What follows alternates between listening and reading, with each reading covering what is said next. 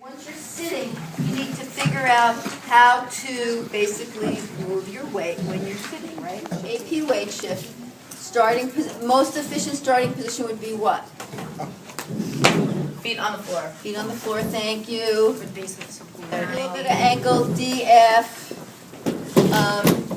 knee 9. flexion to 9. So you're looking at basically 19. This is a little high for me because of my shorter legs, right? And hands in.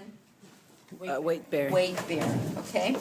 And if we're looking at AP weight shift, we're going to start with a slump first. So you can start on some posterior pelvic tilt. Your weight needs to start behind your sit bones, and then what you're looking at is how someone transitions their weight onto their sit bones.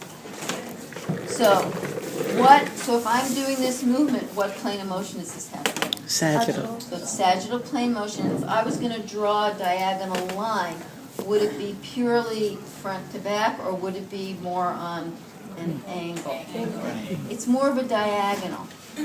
And the reason that's important is because if you're helping somebody with this movement, you don't want to give them a movement cue that's purely forward, because what's it going to tell them to do? What's your hands going to tell them to do? Flex. Move forward, flex, or fall forward. So you give them a little cue that's a little forward and a little up on this angle, and it gets them to do what? Sit up tall, get their weight on their sit bones. So that's why we're sort of emphasizing all this normal movement, what's the efficient movement, and also how you analyze what a patient's doing so you understand what type of movement cue to give them. So you're here, weight's behind your sit bones, and then I'm going to take my hands out of weight bearing just so you can see. You're going to look at what's moving first, okay? So if I'm here, my weight's behind my sit bones, what moves first?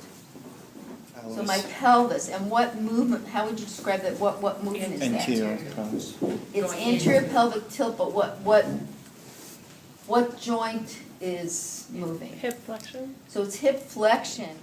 So if I was going to say 1, 2, 3, it's pelvis moves on the femur, so I move it to more hip flexion.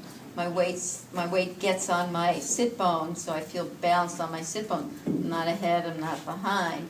And then it goes up my spine. So it's pelvis, and then my spine elongates on that. I move out of flexion into more trunk balance, trunk extension.